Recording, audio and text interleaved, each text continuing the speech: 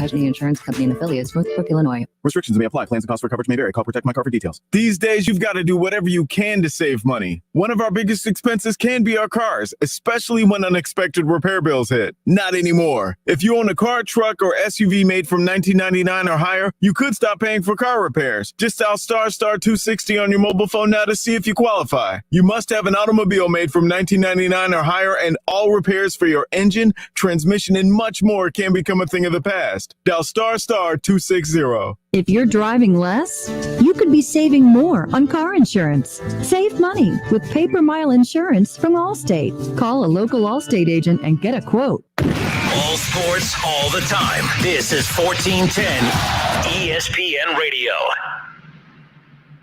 It's live, it's local, it's the Justin Kinner Show with Kev Nash, presented by Kirkland and Sommers.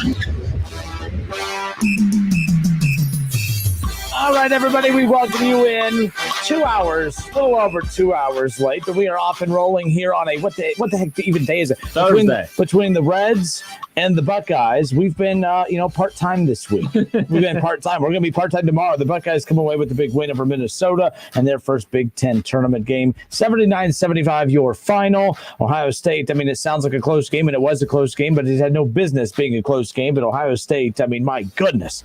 That Minnesota, there was about 2 minutes left or something. Whenever I left the house to come back to the station, there was about 2 minutes. They were up 12, and I was like, okay, they're going to have this wrapped up pretty quickly. I had thought I heard in the car before I came in that they had a 4-point lead. I'm like, I had to have heard that wrong. And I came in, and Kev had this look on his face like, yeah, they're about to mess this up. And they almost did. Missed free throws, easy layups, dumb fouls. But hey, a win's a win. Got the W. That's the most important part. And also, Coach has a lot of things to work on outside of the 5-game losing streak the Buckeyes were on. Now he can talk to them about almost blowing a 12-point lead with 2 minutes to go, talking about the importance of ball security down the clutch of the game and hitting free throws. So, yeah, he got a lot of stuff to work on between now and tomorrow's game versus Purdue. Yeah, again, Ohio State tomorrow, 2 o'clock, the tip-off, 1:15 will be the pregame right here on Dayton's home of the Buckeyes, not just football, but basketball as well. 1410 ESPN Radio. Again, 2 o'clock, the Buckeyes tomorrow. Our show will be interrupted again tomorrow, just like it was today.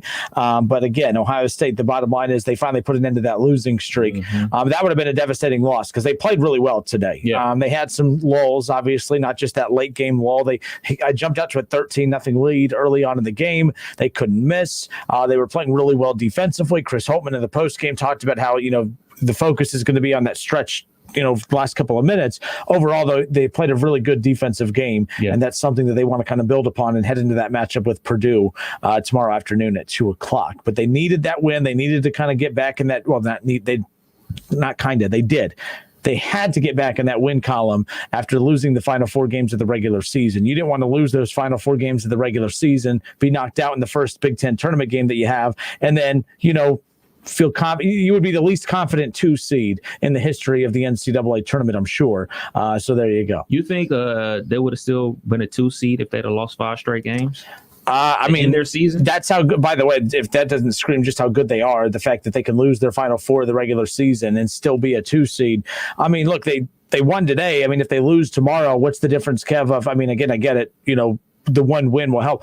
But if you're 1-4 your last 5 games before Selection Sunday, not a lot of difference between that and 0-5 or whatever it could be. Yeah. I'm with you though. It would be tough for me to stomach or to put them in the 2 seed line, but they're a 2 seed as we currently sit here right now. If the tournament, if Selection Sunday was today, they needed that win today to solidify the 2 seed. I do believe they are a 2 seed now, but I'm with you. I think that it was kind of on the it was on the balance a little bit if they were going to lose today. Yeah, I'm still a guy that's still getting used to the net ratings and everything like that about how they pick teams to be in the Big Dance and everything like that. I'm used to the old school RPI and even older than that to say, man, if you win 20 games, you're a lock for the tournament if you're in a Power 5 conference and everything like that. Obviously, those days are gone. It's all about the net ratings, and those ratings change daily. The team that I'm a big fan of, Syracuse, they jumped 10 spots after their victory over NC State yesterday, but they just lost at a buzzer beater today to Virginia, and they're already down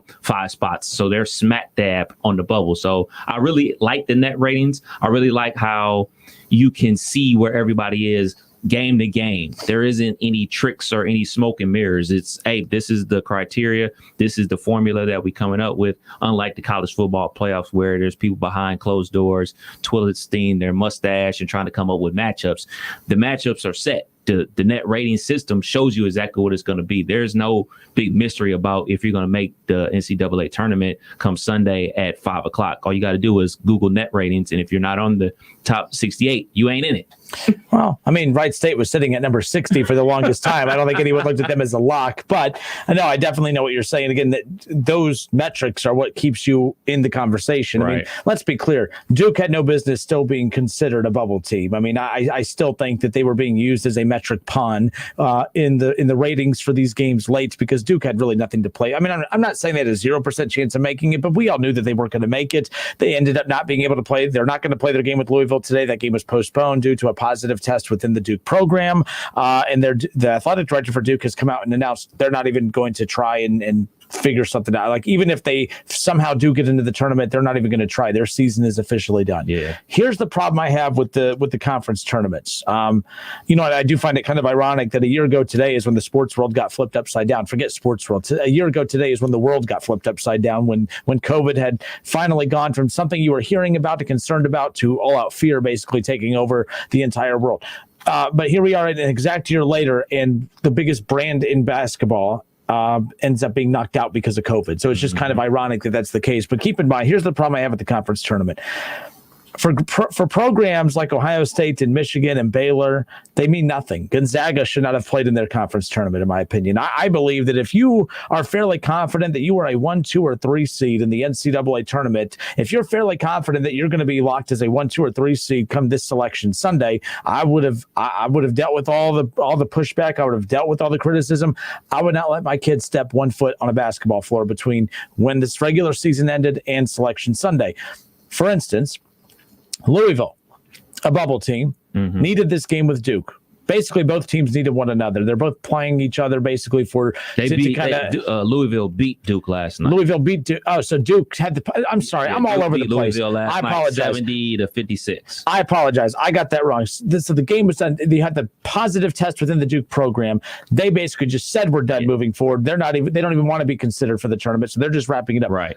I apologize. I got that wrong. So Louisville. Duke would play Florida State tonight if that game. So that's the one that got canceled. Okay. So with that being said, Louisville wins. They advanced. And now that game is not happening, correct? No.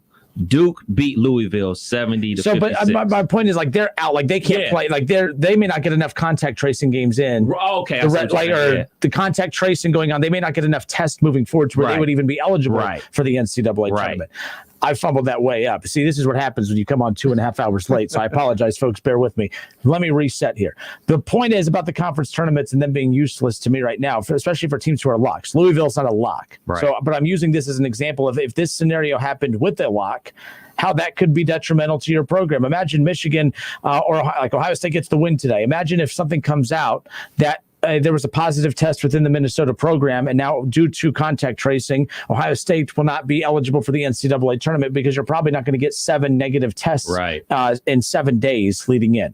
So that's why I'm like, it's too much of a risk to play in a conference tournament to gain absolutely nothing. I don't think Ohio State gains anything playing in this conference tournament. They needed that win today. I would just go home. That ain't going to happen, but I would just call it quits. If I'm Michigan, I don't want to play. If I'm Baylor, they won today, by the way. I wouldn't. I just think the conference tournament's too much of a risk. And for those listening, I apologize for fumbling that all up. I got all my notes mixed up, so I apologize on that. But the point is the result of that, not the actual win-loss result, but the result of COVID basically eliminating a bubble team without actually being eliminated would be my concern if you were Baylor. You could be the number one, an undefeated Gonzaga at this point. You could be any of these teams, and it doesn't even have to be your program that has a positive test within the program. It could be your opponent that ends up getting a positive test, and now you have to do the contact tracing. Now you have to have 7 straight days of negative tests, and that's not going to happen between now and next Wednesday.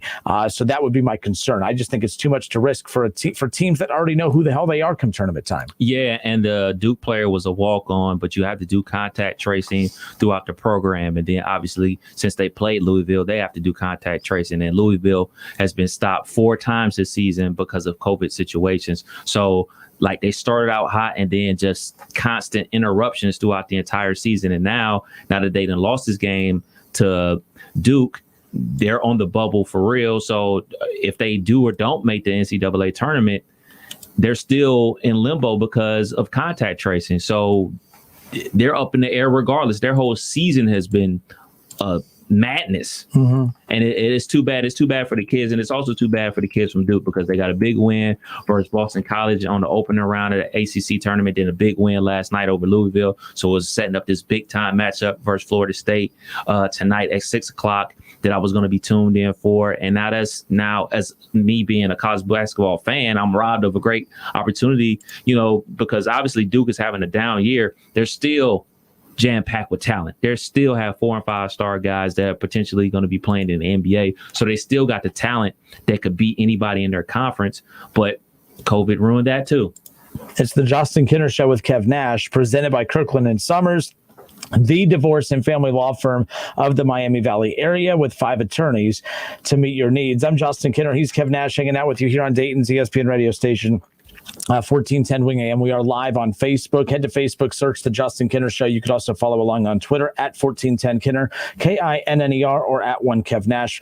And then, of course, follow the station YouTube channel, and that's how you'll be able to watch us live every day from 3 to 6. Or, of course, you could just listen to us the old-fashioned way, 1410 Wing AM, and streaming us live at wingam.com.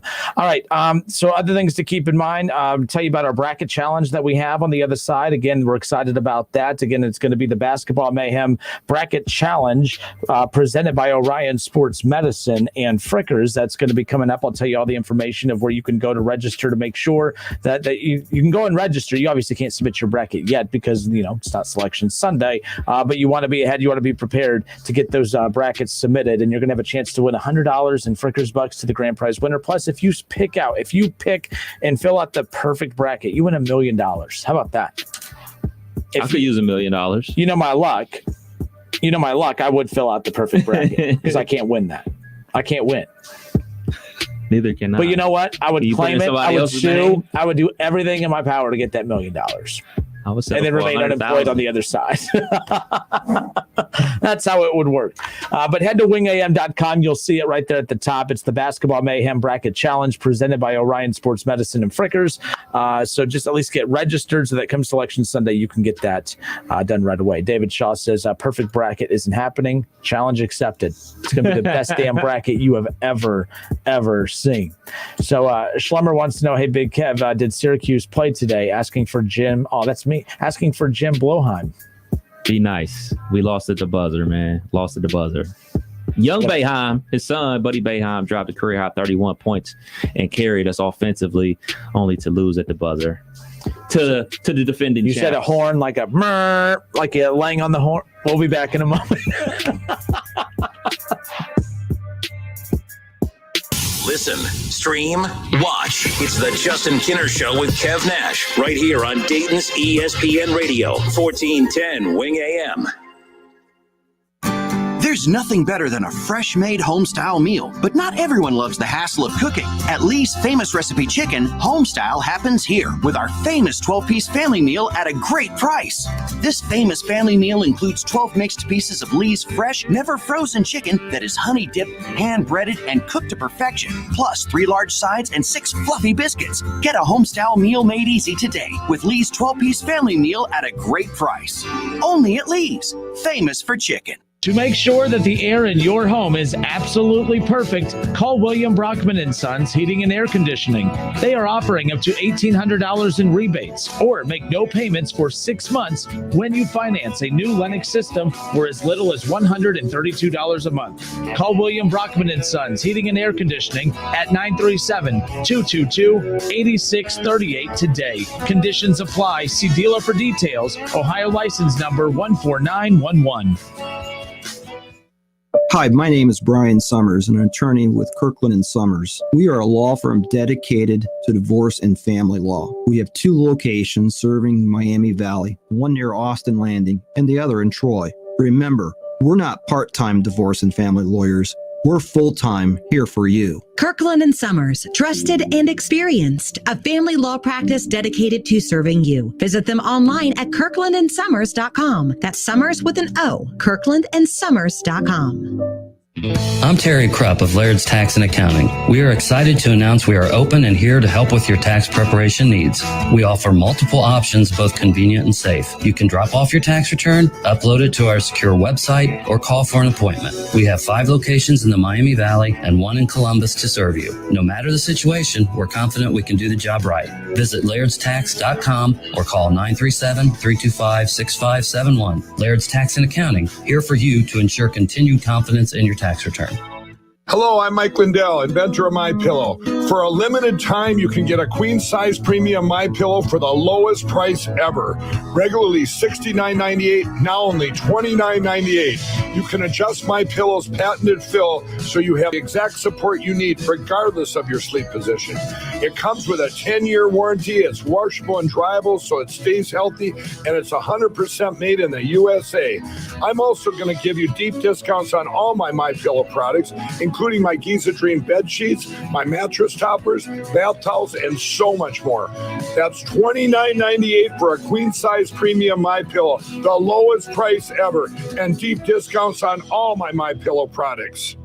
Go to mypillow.com and click on the radio listener square and use promo code SKY, SKY, for this amazing special, or call 800-635-1825 and use promo code SKY. Cordell Transportation is now hiring owner-operator and fleet owners. Dedicated home daily round-trip lanes. That's right, round-trip, get paid for all miles, 100% no-touch freight. Cordell is offering great pay, a discounted fuel program, and free on-site truck parking, plus a $5,000 sign-on bonus per truck. Take advantage of the dedicated round-trip miles, sign-on bonus, and home every day or every other day. Go online to CordellTransportation.com to apply today. Cordell Transportation, driven to succeed.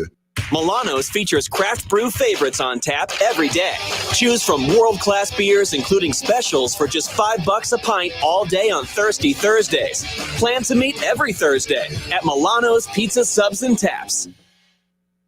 And now more Straight Talk from Straight Talk. The big wireless companies say they're the only way to get the best coverage. Because they've got like a gajillion cell towers? Something like that. But Straight Talk Wireless runs on those same towers, so you get the same great networks for up to 50% less. I wonder if they're counting that one in Kickapoo, Kansas. Oh boy. Switch today and get our unlimited plan for just $45 a month with 25 gigs at high speeds and no contract. Straight Talk Wireless, no contract, no compromise. Savings may vary. See straighttalk.com. The Montgomery County Veterans Service Commission is here to assist veterans during this COVID-19 pandemic. Even though we are not meeting face-to-face, we are here for you. We understand it is a difficult time with this virus threat and the strain of implementing social distancing. For those Montgomery County veterans who have lost their source of income due to their employers having to close or reduce their business hours due to the COVID-19 pandemic, you may be eligible for COVID-19 special financial relief assistance. Please contact the Montgomery County Veterans Service Commission at 937-225-4801 Monday through Friday for more information or to have an application sent to you. You can also visit mcvsc.org. The Montgomery County Veterans Service Commission is here to help Montgomery County veterans during the COVID-19 crisis. Call 937-225-4801 Monday through Friday or visit them online at mcvsc.org. Hey, here to tell you about my friends at Cordell Transportation. They're now hiring Class A CDL drivers and offering a $5,000 sign-on bonus. That's right, a $5,000 sign-on bonus. Home daily, dedicated lanes, and no-touch freight. Brand new equipment as well. Medical, dental, vision, and company-paid life insurance. Call Cody right now. Apply online at CordellTransportation.com. Cordell Transportation, driven to succeed. It's auction time again in North Lima, Ohio with home improvement products and building materials, and it's all online, ending this Tuesday at 12 noon. Go to pbauctions.com and register to bid on name brand home improvement products online. Kitchens, flooring, Anderson windows and doors, decking, unclaimed freight, and more, all sold online at pbauctions.com. Auction ends this Tuesday at noon, so we'll see you online at the auction.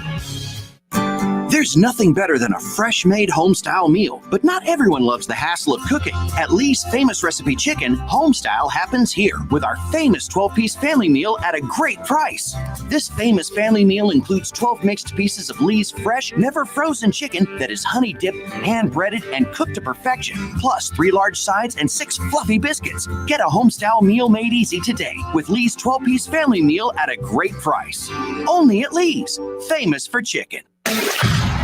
College football playoffs, Browns, Bengals, Buckeyes, and more. Catch the Keith Byers Show Mondays at noon on 1410 ESPN Radio. All right, everybody, we welcome you back. I'm Justin Kinner. He's Kev Nash, hanging out with you live here on Dayton's ESPN radio station, 1410 Wing AM. Swagoo. Yeah, look at you having interaction with the big wigs at the mothership. Yeah, man. So Swagoo and Dave, was it Fox? I don't even know what his first name is. He's my least favorite there. I don't know. Don't worry.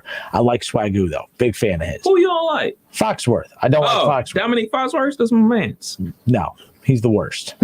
Good at his job, but I disagree with almost every opinion that he has. So there's that. So basically, like I am to him what all of our listeners are to me. But they do a good job. But no. So Swagoo, for a while now. So today, two offensive linemen for the Kansas City Chiefs just got cut. Mm-hmm. Just splat. They gone. Adios. See ya. No big deal. And we saw who Patrick Mahomes was without those two in the Super Bowl. Right. I find it very strange that they get cut when they do. Now, again, they make a lot of money. That's one thing. And when you make a lot of money, when you have a team that has a very expensive quarterback, this is the result of that. Yep. So I simply tweeted out in a non-normal Kinner tone, but I'm sure it's Twitter. So I don't know about you. Everything on Twitter, I read snarky. If anyone tweets me, I usually read it as like, I can't tell you how many times I've actually gone back at someone on Twitter, like real crappy, and then find out that they weren't even saying anything wrong, that I just read it as if they had an attitude with it, because that's how I'm so used to just people just hating everything that comes out of my mouth. I don't actually think that someone's trying to have a pleasant conversation with me. So who knows how they read this. So I simply put out there, this is why I think it's dumb when we make the quarterbacks victims in these negotiations. Poor Dak Prescott.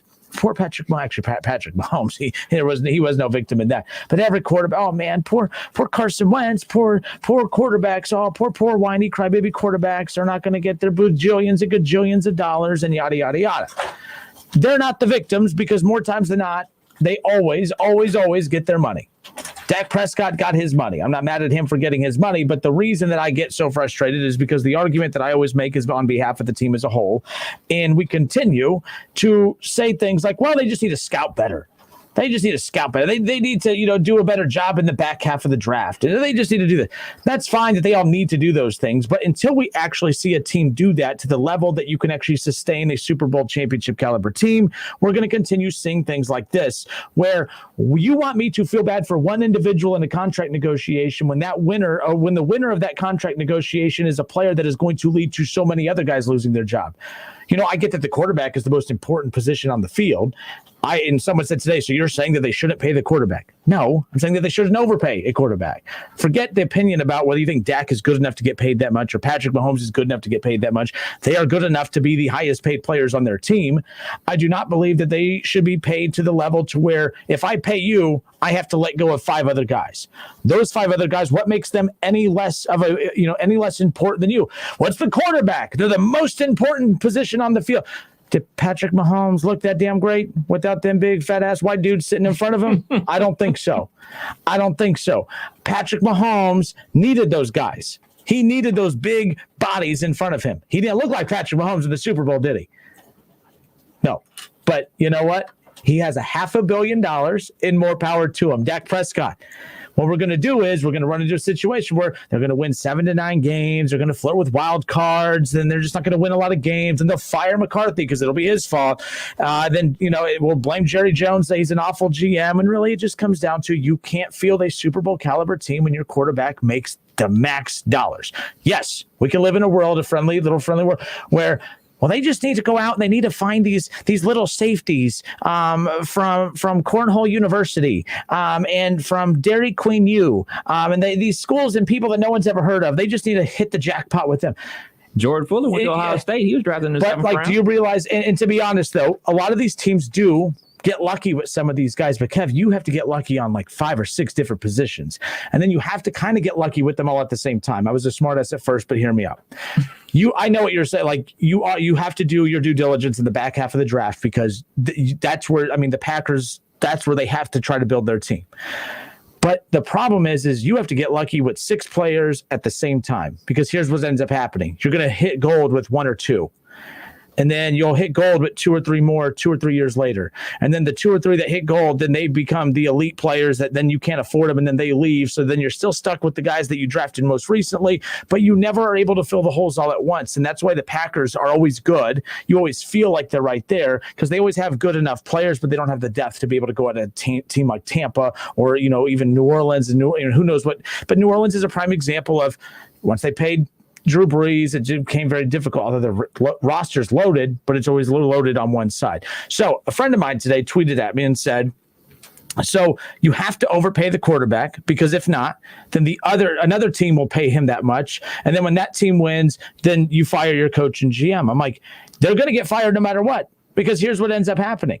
That player that looks like one of the best of all time now that you've given that money to, you're expected to win with them.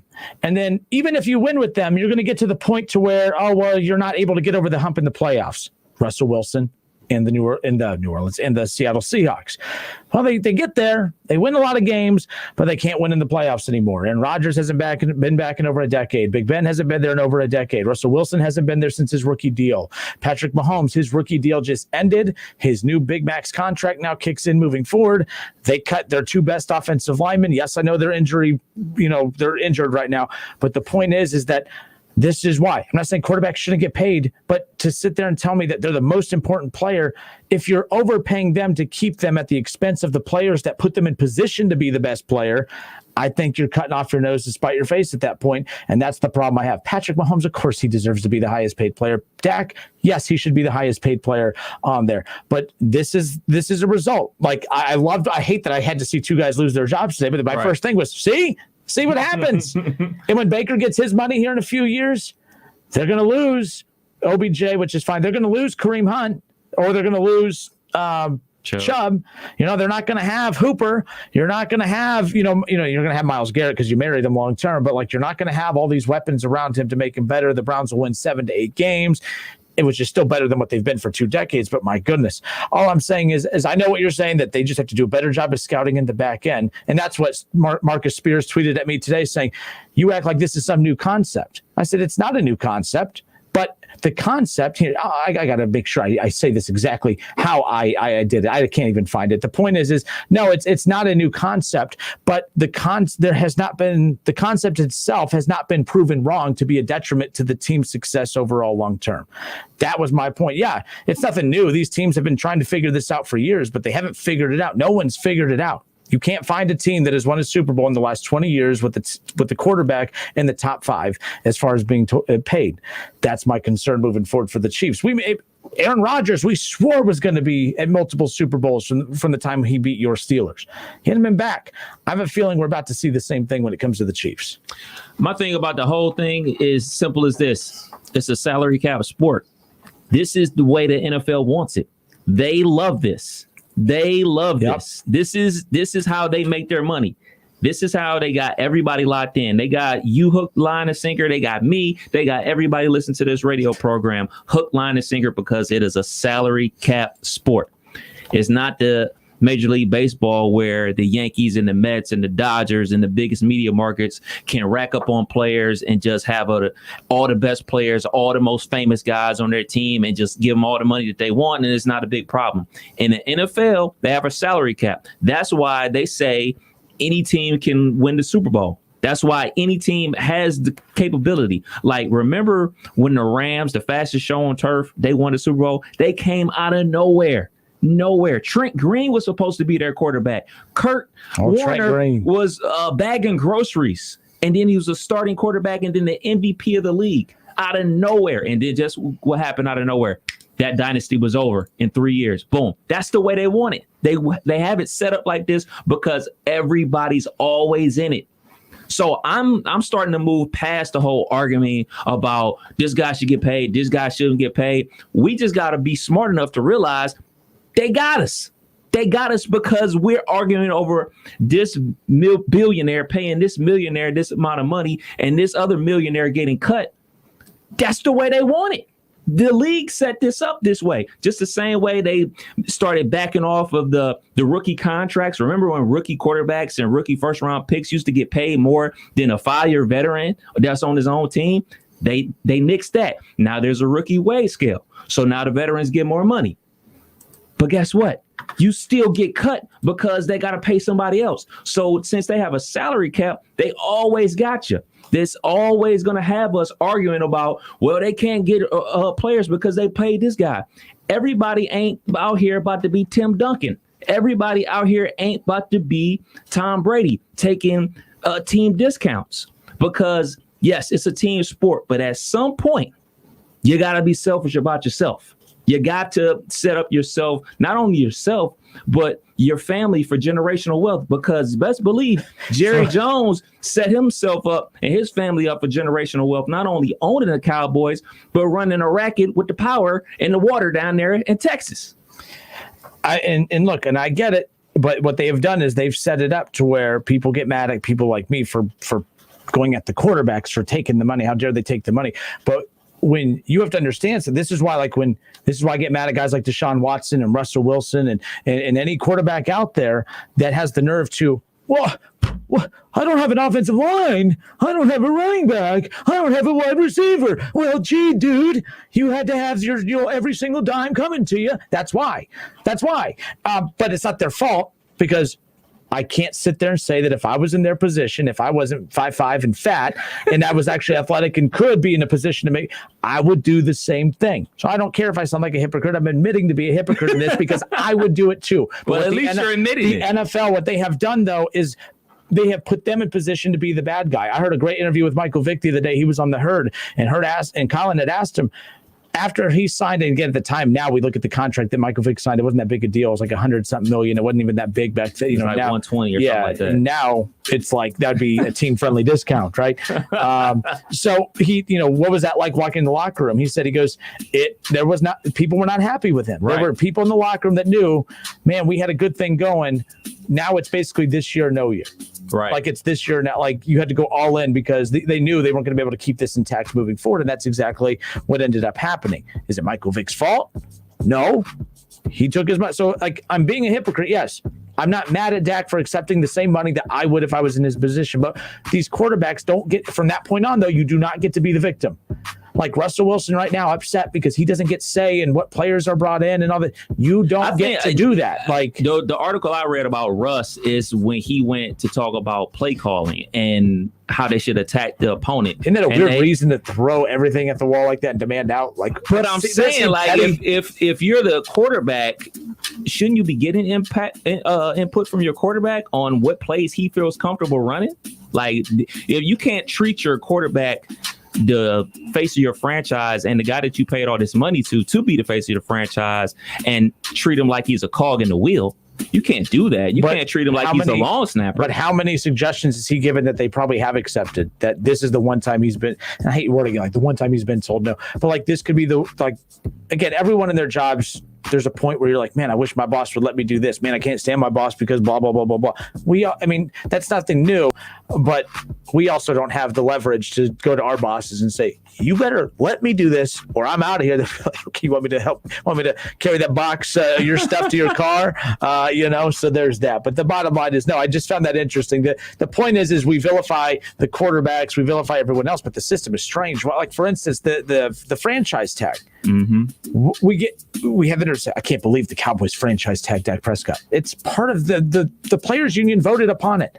The players and the players union voted that's okay. This is why I'm adamant. I don't feel bad for players in a lot of things that they vote upon. Now, it doesn't mean that particular player voted upon it, but the majority rules in that situation, and they voted on that in favor of everybody. My point is this: Dak Prescott, the second you signed that contract yesterday, you have to know that by signing that, your team has not as much leverage now to provide you with weapons moving forward.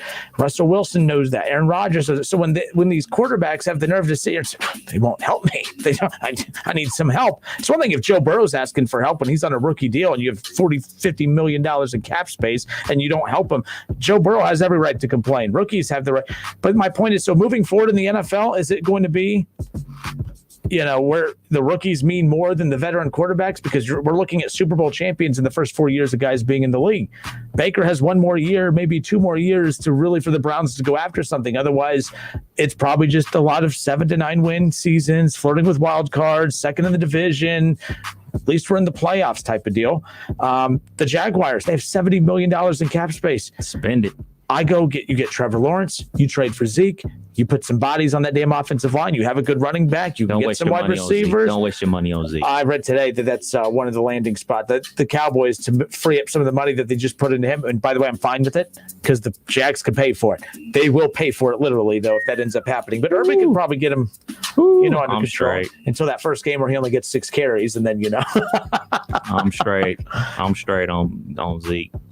But we're out of time, and this is what happens when I usually like to babble for 3 hours, and here we are and the show is officially over. So there's that. We'll do this again tomorrow. We will be late into the show again tomorrow because of Ohio State basketball. Ohio State get the win tomorrow. Yes. I think they got the losing streak. They put that to rest. I think the way they almost lost that today probably got their attention a little bit more. I think that they come out firing tomorrow. I think they take care of business. I think Ohio State, they could be, Michigan, Ohio State, the title game. Let's get it on. Folks, have a great night until tomorrow.